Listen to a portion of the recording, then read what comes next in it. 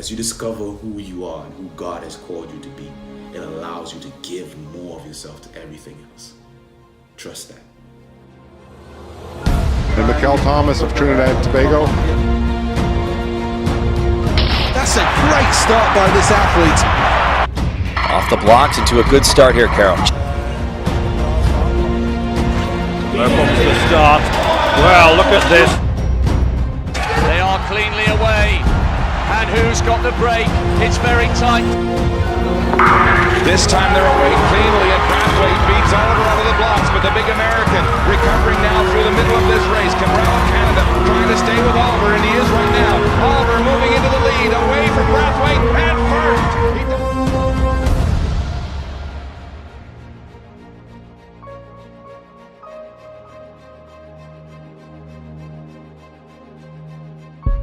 Morning, good day, good night, good evening, wherever you are in the world. My name is Mikel Thomas, hailing from the Twin Islands of Trinidad and Tobago. I am the current national record holder in the 110-meter hurdles in athletics. I represented Trinidad and Tobago at 3 Olympic Games, I think 5 World Championships, Pan Am double medalist, NACAC champion, and meet record holder. I've been really fortunate to accomplish a lot through sport. I'm an ambassador of Christ, dressed as a hurdler, also a firefighter. Let's not forget that on a daily basis. I was born in the beautiful islands of Trinidad and Tobago, Twin Islands off the coast of Venezuela in the Caribbean. It was a wonderful time growing up. You know, when you're younger, the world is just so exciting. I didn't necessarily come from the best of neighborhoods, but we still had beautiful hearts and beautiful people. I didn't grow up with my parents because typical island story for most Caribbean people who immigrate. You know, we start off at home on the islands with our grandparents or family, and our parents leave to kind of set up for our future. And when my grandmother passed, it changed our dynamic a bit in where we immigrated to the United States. That definitely presented its own challenges, but it separated, in a sense, my family, put me in a whole new place. And as a kid, it wasn't my choice, right? I didn't necessarily want to leave the islands, but I think it worked out for my good. My introduction into track and field was really simple. I mean, growing up on the island, we always used to do every sport. And one thing I loved about track and field, it's free. Like, you don't need a facility, you don't need anything.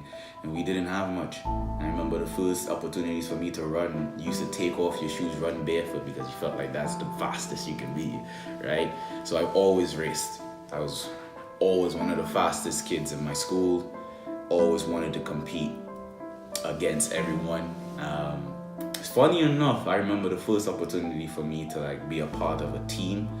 I think we had a program or sports day came to our primary school, and they were trying to choose some kids to represent our community, and they didn't choose me, right? They didn't pick me, I didn't make the team. But I mean, even Michael Jordan didn't make his team, his high school team. They told him no. Like, so many times, one person's rejection, you make it feel like that's the end of your story, but it's not. Don't let anyone write your story. Like, what you believe in your heart, what God placed in your heart, is there for a reason. And you have to continue to be persistent and press on. I could have said no to track and field when I was 8 years old and never been able to amount to what I've been able to accomplish. In the beginning, man, no one even anticipated me to even be in the hurdles. Like, everyone thought I was potentially too short. So in high school, I didn't even do the hurdles till my senior year, and I started with the 400 hurdles. I remember as I went to university, people kept saying that I was too short, and I kept thinking it was the dumbest thing ever. Like, how are you gonna tell me what I can and can't do? Like, you can't determine my future. And so what I did actually was I studied. I took my time to learn. I watched videos. This was kind of before YouTube. So it was really hard to find videos, but I watched films and old tapes. I studied, and I used to practice on my own, actually. And I remember the moment where it clicked, where I was like, I can clear 42, I can clear the height, and I kept it in my heart. I kept that secret for a while, actually, for almost a year.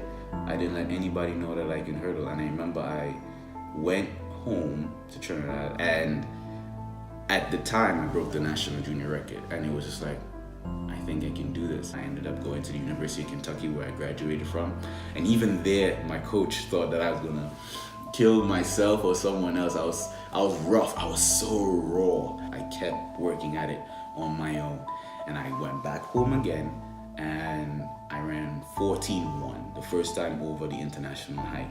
And it was like, okay, I think I can do it. It also allowed me the opportunity to make my first senior national team. And it allowed me to travel the world, and it watered the seed. I didn't know what the sport was capable of allowing me to experience until that point.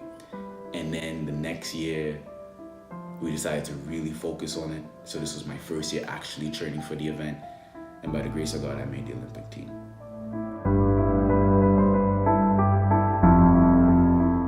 So the affirmation that I needed as a child from my mother and my father telling me who I am, I didn't really have that immediately.